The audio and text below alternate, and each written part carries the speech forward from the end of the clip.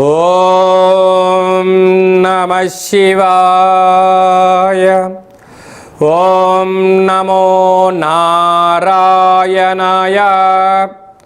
కర్మ నివారణ కాళభైరవాయ నమో నమః.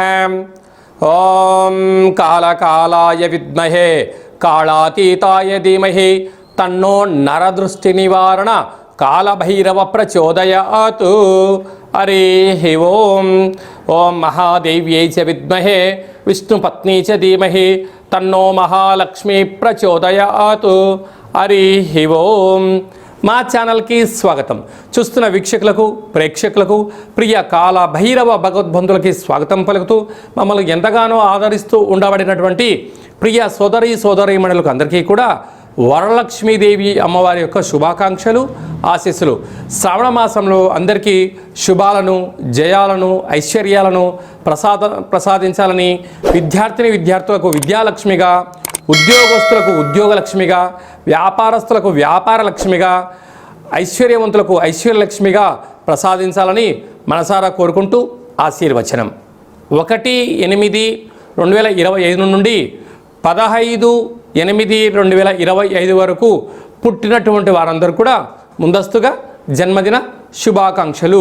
గతంలో వివాహం చేసుకున్న వారికి వివాహ వార్షికోత్సవ శుభాకాంక్షలు. ద్వాదశ రాశుల్లో గ్రహ గమనాల్ని ఓసారి వీక్షింపచేద్దాం.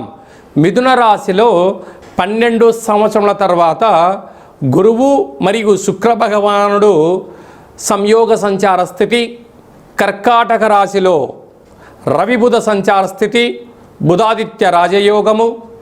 సింహరాశిలో కేతు సంచార స్థితి, కన్యరాశిలో కేతు సంచార స్థితి, కుంభరాశిలో రాహు సంచార స్థితి, మీనరాశిలో శని భగవానుని వక్రగమన సంచార స్థితితో ద్వాదశ రాశుల్లో గ్రహ గమనాలు ఈ విధంగా ఉన్నాయి. మీనరాశి వారు వరలక్ష్మి వ్రత పండగ సందర్భంగా లక్ష్మీదేవి అమ్మవారిని ఎలాంటి వస్త్రాల ద్వారా, ఎలాంటి నైవేద్యం ద్వారా అమ్మవారిని ఆశీస్సులు పొందాలో ఈ వీడియోలో సవివరంగా సంపూర్ణంగా తెలుసుకుందాం.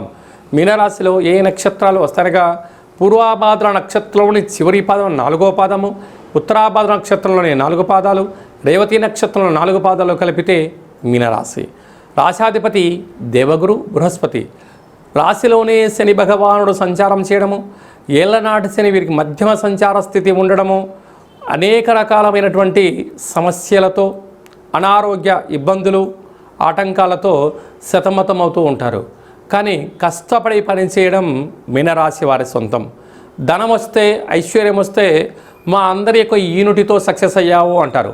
మీరు ఫెయిల్యూర్ అయితే ఇది నీ ఒక్కడి వల్లే అయిందని చెప్పి మీ మీద నిందలు వేయడానికి అనేక మంది పొంచి ఉన్నారు. తస్మాత్ జాగ్రత్త. తొందరపడి ఏది ఎలాంటి నిర్ణయాలు తీసుకోవద్దు. అది ఏ కాకుండా 12 సంవత్సరాల తర్వాత శుక్ర భగవానుడు గురువుతో మిథున రాశిలో సంచారం చేయడం వలన విశేషంగా బ్యాంకులు, లావాదేవీలు, ఓటీపీలు, అలాగే ఫేస్బుక్లో, వాట్సాప్లో నీకు నచ్చినది కదా, ఇది నిజం కదా అని చెప్పి ఎప్పుడైతే దానిని ఫార్వర్డ్ చేసావా భారీ మూల్యం చెల్లించక తప్పదు మిత్రమా అని చెప్పి జ్యోతిర్విజ్ఞానం తెలియచేస్తుంది. ధనపరమైన ఇబ్బందులు, అనేక రకాలైనటువంటి బంగారు ఆభరణాలు, ఓటీపీలు పక్కవారు చెరవేసుకొని మీ యొక్క ధనాన్ని దొంగలించబడే పరిస్థితి చాలా అధికంగా ఉంటుంది. తస్మాత్ జాగ్రత్త. సంతాన స్థానంలో ఏడాది తర్వాత ఆత్మకారకుడు రవి, బుద్ధికారకుడు బుధుడు సంచారం చేయడం వలన నూతనంగా వివాహమైనటువంటి దంపతులకు పుత్రిక సంతాన యోగము, పిల్లల యొక్క చదువులు, పిల్లల యొక్క అభివృద్ధి, పిల్లలు ఉన్నతంగా ఎదగాలని చెప్పి తల్లిదండ్రులు ఆహారనిశలు కష్టపడుతూ ఉంటారు.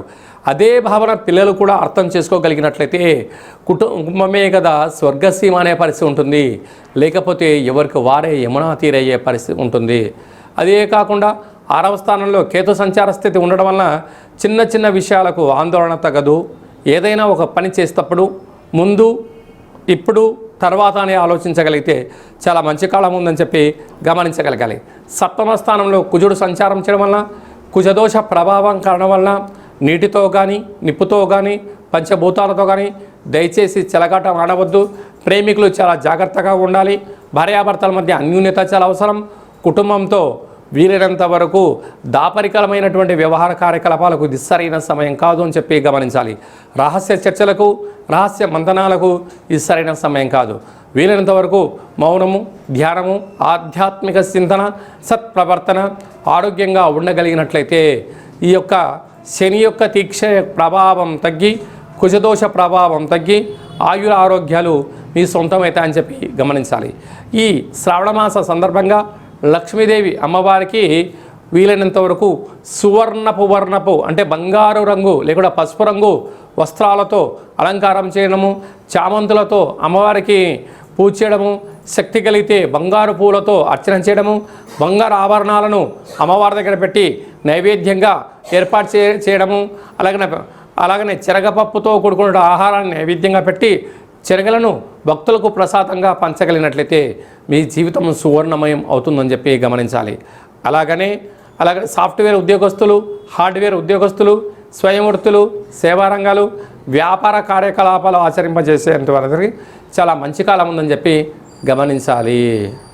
ఇంకనూ మనము శ్రావణ మాసంలో విజయాన్ని సాధించగలగాలి అన్నట్లయితే మనకు శ్రావణ మాసంలో శుక్రవారం రోజున ఉతికిన వస్త్రాలు ధన్ప చేయడం, ఇంట్లో మనము లక్ష్మీదేవి అమ్మవారికి పూజ చేయడం, సంపూర్ణమైన ఐశ్వర్య జీవనాన్ని పొందడం, మనకు ఏది కలిగితే అది శక్త్యానుసారంగా వాయనాన్ని తాంబూలం ఇవ్వడం, స్త్రీమాతకు ఒక మంచి విస్తర వేసి భోజనాన్ని ఏర్పాటు చేయడం, పసిపిల్లలకు చిన్న చాక్లెట్ల లాంటివి ఏర్పాటు చేయగలిగినట్లయితే జాతకంలో ఉండబడినటువంటి గ్రహదోషం తొలగి ఐశ్వర్యం కలుగుతుందని చెప్పి కూడా మీరు గమనించగలగాలి. ఇంకనూ మనం విజయం సాధించగలగాలి అన్నట్లయితే ఈ యొక్క పాత్ర కంచు పాత్ర, కంచు మోగినట్టు కనకంబు మోగదు గదరా సుమతి అని చెప్పి మనకు సుమతి శతకంలో చెప్పడం జరిగింది. ఇందులో 12 రాసులు అచ్చు వేయడం జరుగుతుంది.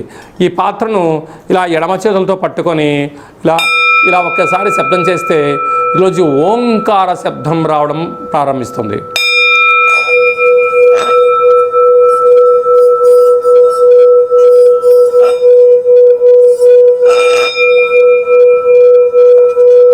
ఇలా శబ్ద తరంగాల్ని ఏర్పాటు చేయడం వలన ఉదయము సాయంత్రము మనము పూజ చేసిన తదనంతరము గృహంలో మనం ఇలా ఓంకార శబ్దాన్ని సృష్టించడం వలన గ్రామంలో, దేశంలో సంచరించేటువంటి లక్ష్మీదేవి గళ్ళు గళ్ళుమంటూ మన ఇంట్లోకి రావడం, మన ఇంట్లో ఉండబడినటువంటి జ్యేష్ఠాదేవి బయటికి వెళ్ళిపోవడం జరుగుతుందని చెప్పి కూడా గమనించాలి.